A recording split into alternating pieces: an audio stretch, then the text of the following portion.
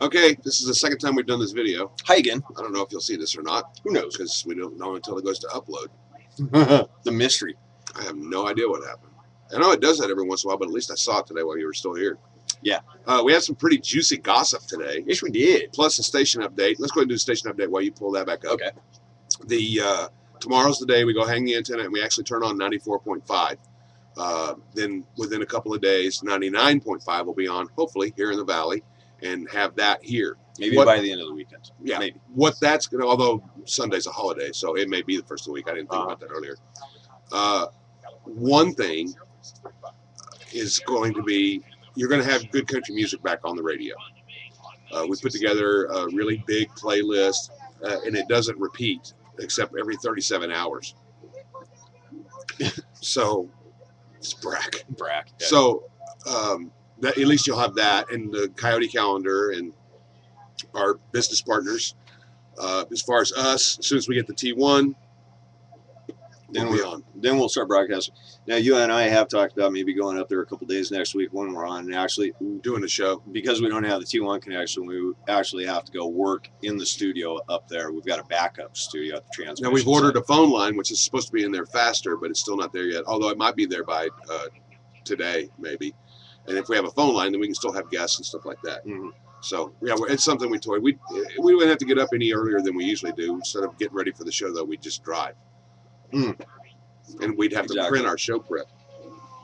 Boy, that's old school. I know. Yeah. Because there's no internet. Because there's no T1. Yeah, thank you, Verizon. Inextricably interconnected right there. So, but still, we're moving forward at very fast speed now. And I'm hoping T1 will be done by the end of next week.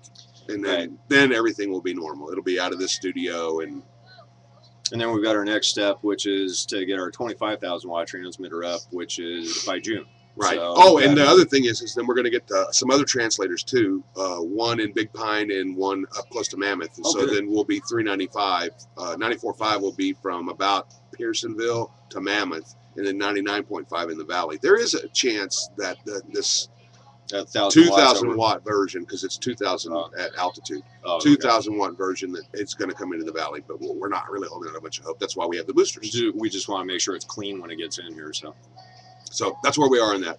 Yeah. So maybe when you come back to work on Monday, stay tuned. Before you know it, you might actually be able to hear us on your radio in the car on the way to work. You still have to listen to the big show online. Oh, you know what? We need to put that in the automation up there, saying that. Oh, they're still listening to the big show. Catch us from 6 to 10 online. On TuneIn, yeah. Yeah, okay. Okay, so breaking entertainment news. Beep, beep, beep, beep. Amanda Bynes was arrested DUI in West Hollywood early this morning at 3 o'clock, actually. Just pulled over.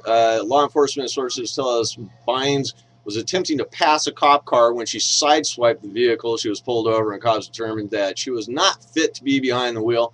They're holding her out on $5,000 bail right now. And on St. Patrick's Day, she was over at the Greystone Manor, and she appeared extremely intoxicated, and the valet had requested that she not drive, but she did anyhow. So it sounds like this is a recurring issue with her. Unbelievable. Yes. Mark Ballas from Dancing with the Stars. Oh, yeah. That's a cool story. He and his girlfriend, got into a 6-minute brawl. Yeah, Mark Ballas and his girlfriend got in a 6-minute alcohol-fueled fight over Mark's unforgivable sin, smoking a cigarette after promising to quit. Oh, my. Dun, dun, dun, dun, dun, dun. The altercation had flared up outside Playhouse nightclub in Hollywood just after midnight Tuesday. We're told Tiffany Dunn was outraged that Mark had broken a deal they had. She agreed to sell her scooter after injuring herself in an accident. In return, he agreed to quit smoking, but one of Tiffany's friends caught Mark inhaling and blabbed to her, and fireworks erupted. Yeah, she says, "You're such a dick when you're drunk." Yeah. The video of the fight is on the TMZ website, tmz.com. Yeah, I'm going to go watch it tonight for sure. There was another video I was going to go watch too. What was it?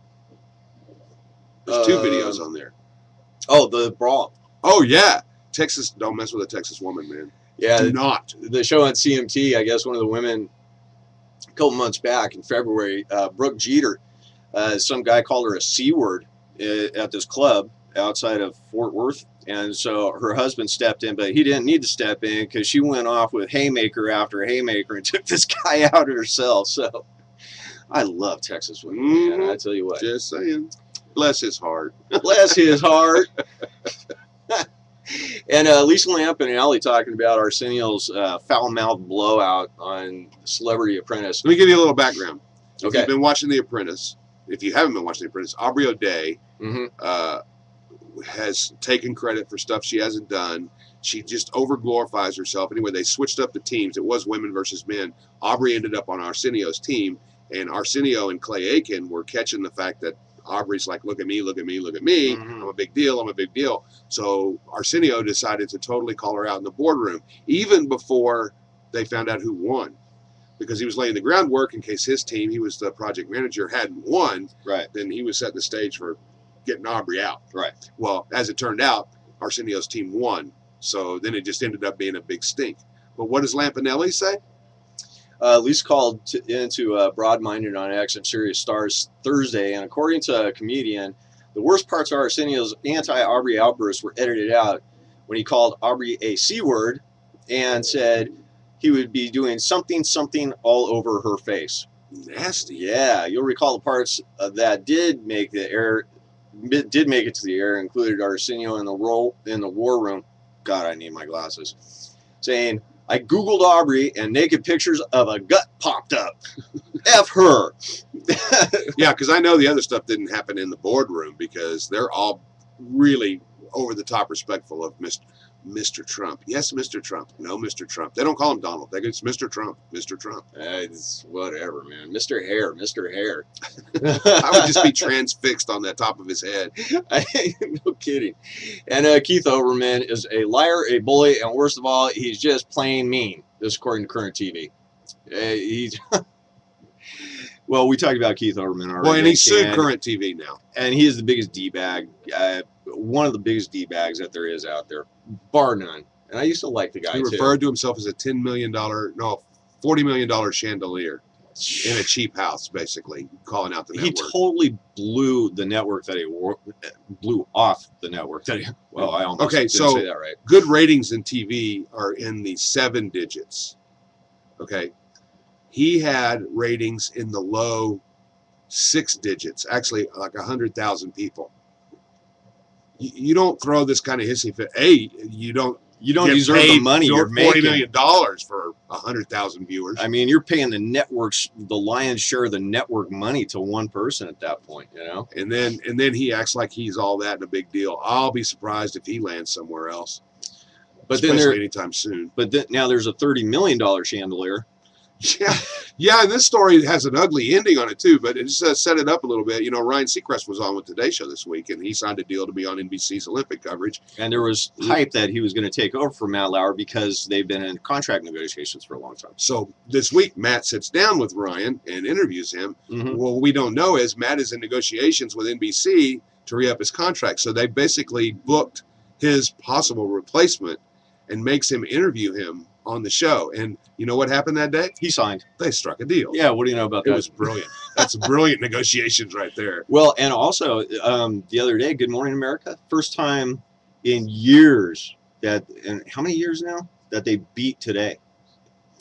It took them a couple of days to get to it, but they did. Yeah, they finally, for the very first time. And so obviously the Sarah Palin thing on Today didn't go as well as Katie Couric going over to Good Morning America this week. So basically we know who won. Katie looked so comfortable. I just saw some clips from both, and Katie just looked so comfortable back in the morning chair again. It was great. That's really the bad news about Lauer is he has said he didn't want to work with Ann Curry anymore. And so they're getting rid of her. They're booting Ann Curry to this. Savannah Guthrie, it looks like they're going to pull in as a replacement. Who I like Savannah Guthrie a lot. She's really good. Still, really? That's messed up for Ann Curry. What a I know.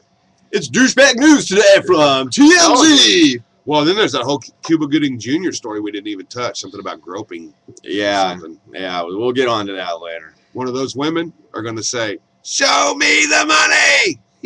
The fromage, the cheddar. All right. So everybody have a fantastic weekend. All right. Enjoy your holiday weekend.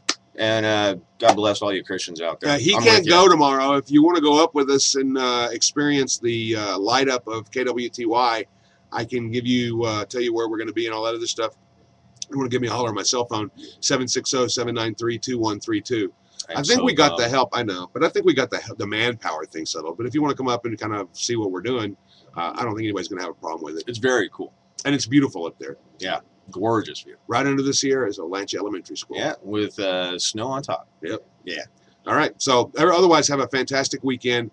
Happy Passover, Judith, and happy Easter, everybody. Absolutely. Have a fantastic weekend regardless. Remember, it's all about family, and we will see ya.